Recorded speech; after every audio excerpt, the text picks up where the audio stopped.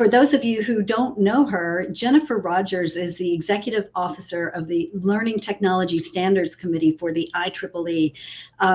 This woman has deep expertise and knowledge, and I'm really thrilled that she agreed to be with us today to share some of that with us. And Jennifer, without further ado, I'm going to turn it over to you. Great, thanks, Karen. So let me go ahead and share my screen, and we should be able to move forward into our presentation. So thank you all for joining me today. I'm super excited about sharing some of these things with you. My goal during our time together today is really kind of to share a little bit of my passion and my work, as well as just a few nuggets for you. And I would really, really encourage us all to collaborate and continue to work together after this event is over, because there's so many great ideas that people are bringing to the table. I've got a million things running through my mind as well. But my passion really is to create and cultivate vibrant learning ecosystems. And I'm really focused on all parts of the equation: our investors, our educational entities, our learners, and even the organizations that those learners find themselves in, whether they be in higher ed, in early ed, or even in organizations. So I want to share a few things with you around what's going on in the space, and let's all work together on some amazing solutions going forward. So the first thing I want to share is a little piece around the landscape of what's happening around assessing learning in general right now for everyone. I saw some people in the chat earlier saying things about XR needing to catch up to the science of learning. Let's talk about that, because there's some great stuff going on. We're also going to talk briefly about embracing open standards. I'm going to share with you all completely open standards that already exist, and I will appeal to you over and over again with regards to know about these standards, study up on them, contact me, contact anyone if you want to know more, because our goal is really to empower our learners. And if we're all using different standards and different ways to assess and data and all those kinds of things, people can't carry their learning records along with them throughout their journey in life. And that's not what we're looking to do. So we'll talk a little bit about that, and then we'll talk about just how we can work together going forward. So first of all, understanding the landscape. This is a part that's really important. The market's evolving a lot to better meet learner needs, and I want to just give you a context around this. This slide is by no means representative of everything that's happening in the space, but if you didn't already know, we have a huge talent pipeline crisis across the globe right now, where people need additional skills to be able to be successful with their lives, in terms of the jobs of tomorrow and all of those kinds of things. And the biggest takeaway on this screen is that there are a lot of organizations that are trying to work on this problem, and in many ways collaborating with each other to make that happen. And so after this presentation, I would encourage you to look at some of these organizations and join them, because we're all kind of working on the same solutions together. One of them that I'll highlight is the T3 Innovation Network. And this one is really important because it's sponsored by the U.S. Chamber of Commerce Foundation, and supported by all of the great logos that you see at the bottom, really working on how we tackle this problem. And there are many different ways that we're looking at this, and they go way beyond XR, but they are inclusive of XR as well. And so if you're in XR and you're doing learning in XR, it's really important that you understand these.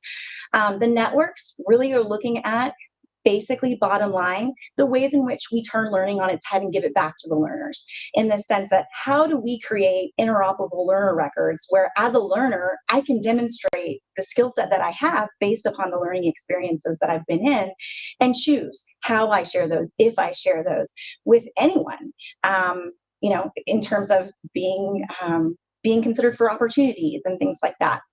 And so there's a lot of work happening there. And if you're not connected in with T3, it is a global initiative.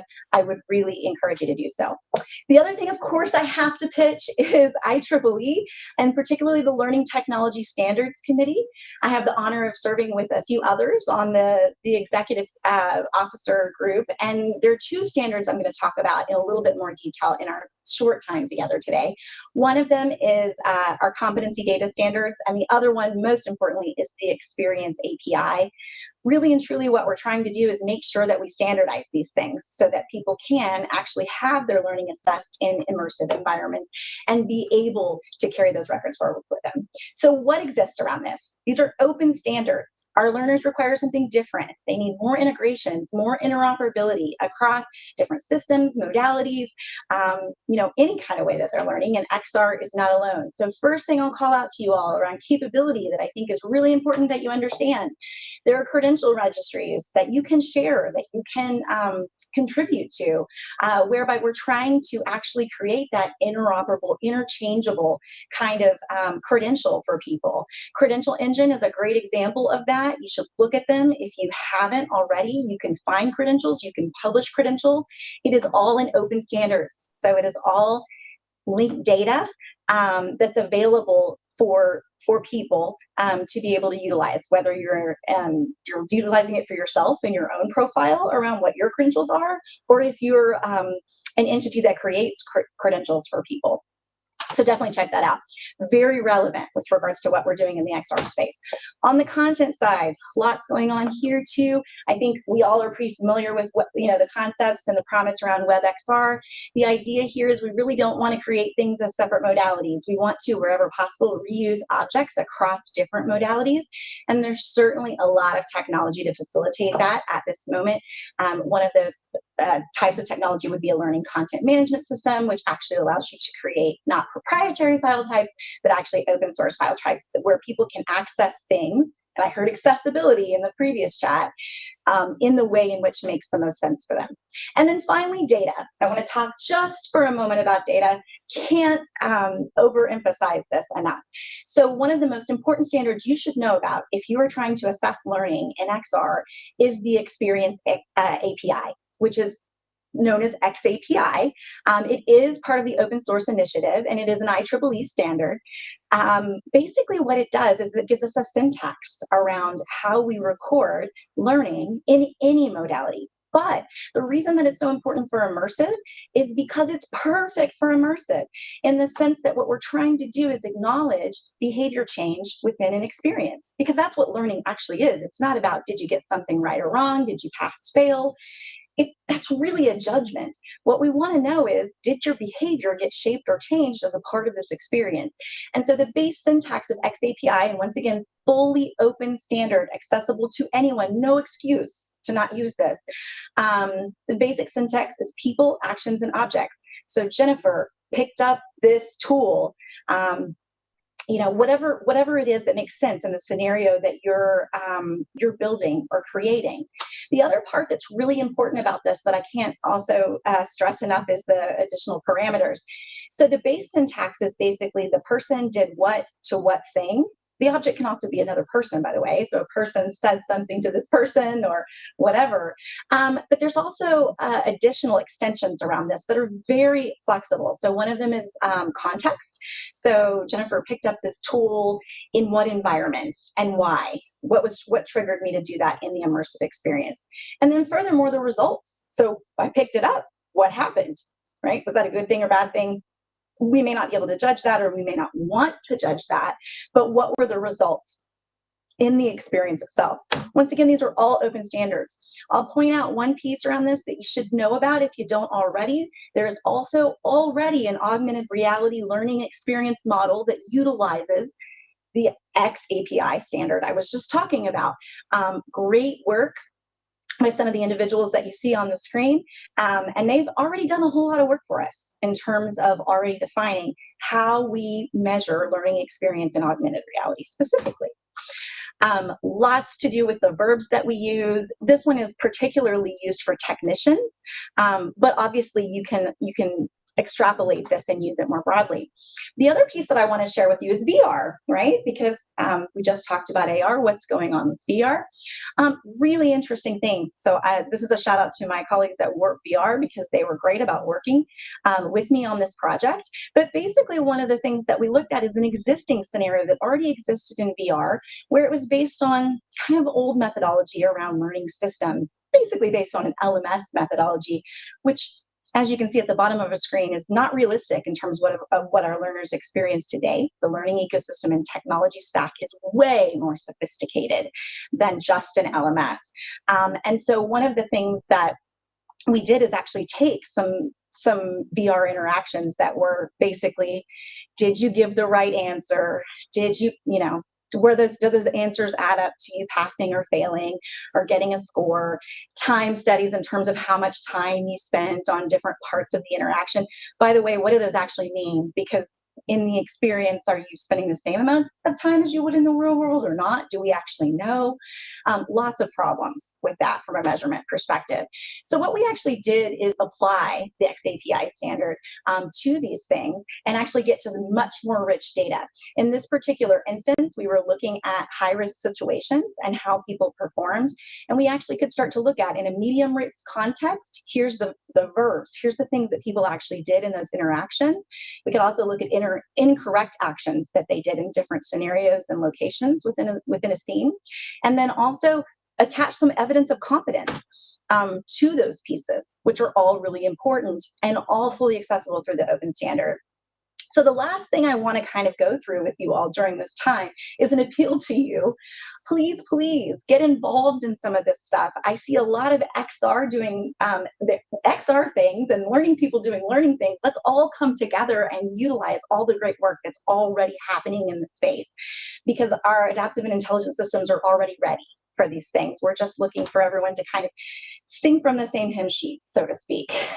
So what's next for us if we actually make this happen? Some of you were already talking about intelligent systems. This one comes from the operational context. So, if I was in heavy industrial environment or what have you, but you get the idea. Basically, we can start to take an environment that someone's in, anticipate what they might need to do next, and actually engage them in a scene or scenario that's really designed to help them know exactly what to do or what decision to take next, which is a real problem that we're trying to solve in the business space, and definitely a problem that that helps them to build skill and actually have evidence that they've performed a behavior that makes sense, and that it does indicate a level of skill for them. So some of the last things I'll leave you with in terms of questions to ponder for consumers. How do immersive environments make your capability visible or not visible if you don't want it to be for future opportunities of your choosing? It should, and XR is not alone in that. For creators, how are you measuring human capability as opposed to compliance in your scenarios? Pass, fail, and did you answer multiple choice questions right isn't going to cut it. For tech solution providers, how are you implementing open source and linked data standards and integrating those with your people systems? Organizationally, how are your immersive environments linked to those interoperable learner profiles like a wallet that people carry along with them? Are you siloing off your data and putting it in proprietary formats? Or are you making it available for people to be able to transport? And for investors, how are you ensuring that interoperability, scalability, and sustainability exists in your XR learning portfolio? The last thing I'll leave you with is please join us in these efforts. The more people we have working on these problems, the better off we are. I'll make this available for you guys afterwards, but certainly there are links to the IEEE LTSC, the Learning Technology Standards Committee, as well as the T3 Innovation Network. We'd love to have you with us. Thank you so much for your time and attention today, and I cannot wait to hear the rest of the presentations. An incredibly exciting summit so far. Thank you so much, Jennifer. We really appreciate you sharing your knowledge and expertise with us. Very grateful to you. Thank you for all that you do, Jennifer, because I know that, it's overwhelming for all of us to think about all of this. And you created some great slides. I know that there's some requests too, to see if the slides would be available afterwards. And we're gonna work on that. And we're also going to share out the Discord channel where we can drop those slides in and keep the community conversation going. And look who's showed up, Dr. Messina Moritz. Great to see you, Messina. Hi, Jennifer. How are you?